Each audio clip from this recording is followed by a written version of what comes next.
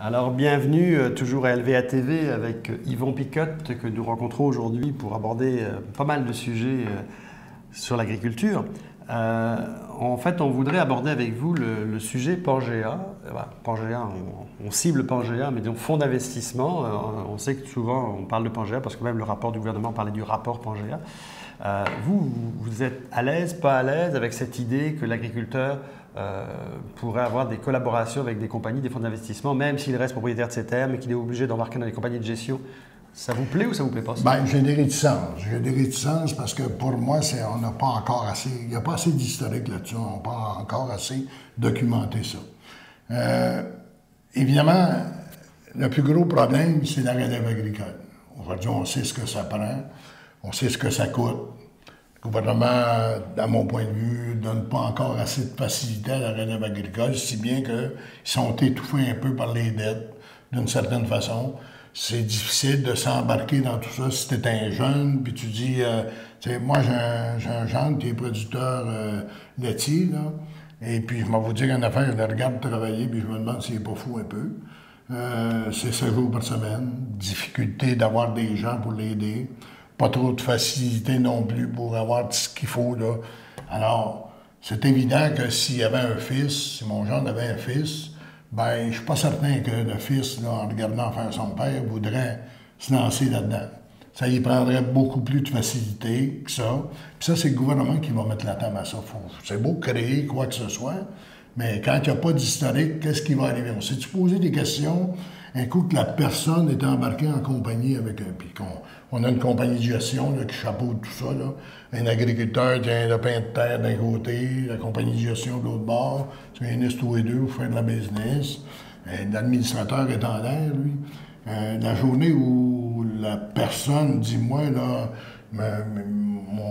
ma terre que j'ai d'associer avec vous autres, moi, je m'en débarrasse. C'est quoi? Là, on va être à merci des compagnies, quoi. C'est une compagnie de gestion qui va gérer ça.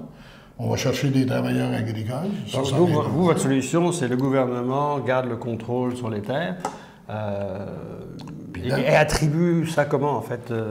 Il donne des subventions aux agriculteurs pour leur ou des prêts à 0%? Il leur donne des facilités. Hein? Qui peuvent être des prêts à 0%? Ça peut être des prêts à 0%. On l'a fait, d'ailleurs, on a trouvé des solutions quand il est arrivé le temps de l'évaluation. Ça fait des années que ça existe, là, tout ça. Là, on dit, bon, on a rajouté ça. Là, le gars payait pour sa maison, mais le taux n'était pas le même de taxation en ce qui concerne la ferme. Mais aujourd'hui, c'est quoi des solutions? Je suis allé visiter une ferme dans le bout de Saint-Hyacinthe dernièrement. Là. Très équipé, soigneur, un robot qui soigne. Le robot, ça m'a impressionné. Il y avait une vache qui était malade. Je ne sais pas comment il avait arrangé ça. Là. Il a sauté par-dessus la vache, puis il est revenu à soigner autrement par la suite, parce qu'elle avait besoin d'un régime spécial. Tu passais pour t'en aller de la laiterie à l'étable. Tu passais sur un tapis où il y avait toutes les bactéries qui disparaissaient là, pour rentrer dans la laiterie. Donc les moyens pour avoir une agriculture moderne, on les a. Bon, ben oui, il existe, là. Orto, ça existe, là. Écoute, Orto, ils font de la business aux États-Unis, puis ils sont au Québec, puis ils n'en font pas au Québec. Mais, tu sais, pour ça, il ne faut pas que quelqu'un dise, bien, on aimerait ça, nous autres, avoir le web, puis on aimerait ça, nous autres, avoir toutes les techniques, mais ça ne se rend pas dans notre village. Ça ne marche pas. Ouais, le premier problème, c'est d'alimenter nos régions avec alimenter nos régions, lui donner des facilités. Puis ça, c'est au gouvernement de faire ça. Parce qu'il faut que le gars qui se lance en relève agricole s'organise pour tout avoir ces facilités-là. On va l'écraser sur la misère, puis ça vient de s'éteindre. On va confier ça à des compagnies de gestion. Moi j'ai de la réticence là-dessus. Je dis pas que c'est pas une bonne affaire, mais ça peut être un mix qui peut être important dans certains cas, puis malveillant dans l'autre.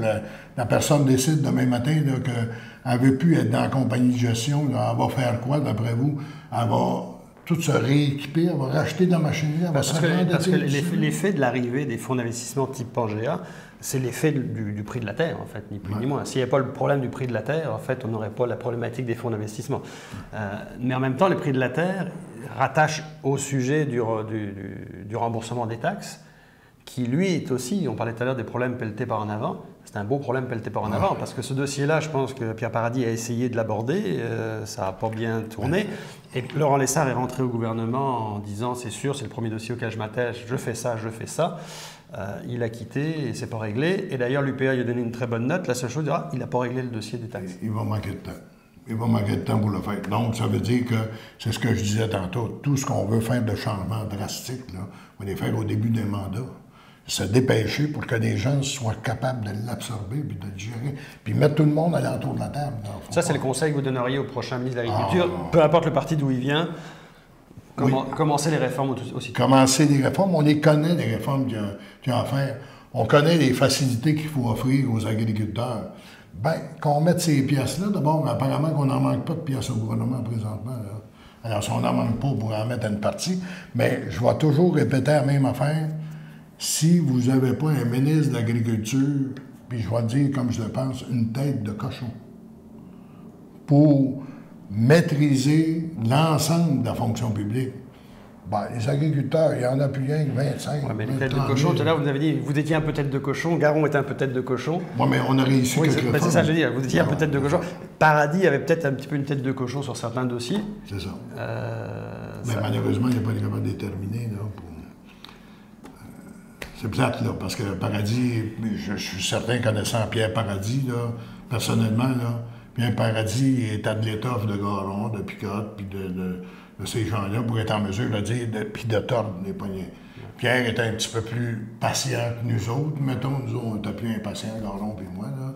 Mais Pierre était assez patient, mais malheureusement, ben, on connaît... Les circonstances font en sorte qu'il est plus en charge. Oui, mais je suis certain qu'il était assez avancé dans ce qu'il avait à proposer au gouvernement, mais peut-être que les successeurs ont dit on ne touchera pas à ça parce qu'on n'est pas capable de le défendre ou on n'est pas capable de le vendre, finalement. Ouais. Puis, ben, vous dites qu'il était assez avancé, je ne sais pas si vous voulez rentrer sur ce terrain-là, mais lui-même le reconnaît qu'il était probablement assez avancé parce qu'il a sorti, maintenant c'est public, il a sorti une lettre de 25 pages qu'il a déposée à l'Assemblée nationale où il se défend et où il prétend même qu'en fait, s'il a perdu son poste, c'est parce qu'il était trop avancé et que le monopole le craignait, en fait. Bon, ça a été démenti par la suite par Marcel Groslo, mais vous pensez que ce que Pierre Paradis dit, c'est de la fabulation ou ça peut aller jusque-là, être poussé par l'extérieur, par le monopole? Je connais Pierre Paradis, moi, et tout ce qui dérange quand on va faire des changements au gouvernement, là, il y a toujours quelqu'un d'à côté de nous autres qui n'est pas dans le gouvernement ou de la fonction publique qui est là pour dire « Oh, il met tout le monde. » Écoutez, moi, j'ai été obligé de prendre une semaine pour m'en aller chez nous en pleine session parce que la fonction publique ne voulait pas que je fasse la décentralisation au point de vue du développement régional. La réforme Picotte envoyait toutes les décisions dans les régions.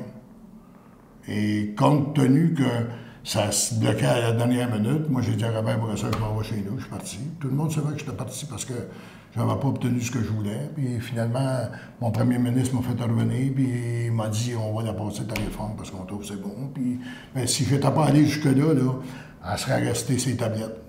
Puis elle ne s'appellerait pas réforme Picotte. Puis d'ailleurs, quand l'autre gouvernement est arrivé, malheureusement, puis ça, mon ami Guy Chevrette me l'a dit, on a modifié des choses parce que le mot Picotte, ça sonnait mal du côté du PQ. C'est tout simple que ça. Mais donc, en gros, vous nous dites que ça arrive qu'il y ait des influences extérieures sur des ministres et sur des ministères. Donc, quand Paradis nous dit « j'ai été poussé à l'extérieur », ça se peut. C'est pas complètement de la fabulation. Moi, dans la date, si vous me demandez qui je crois, là, 80% je crois le Paradis. De 20%, je ne sais pas qui croire. Merci, M. Picotte.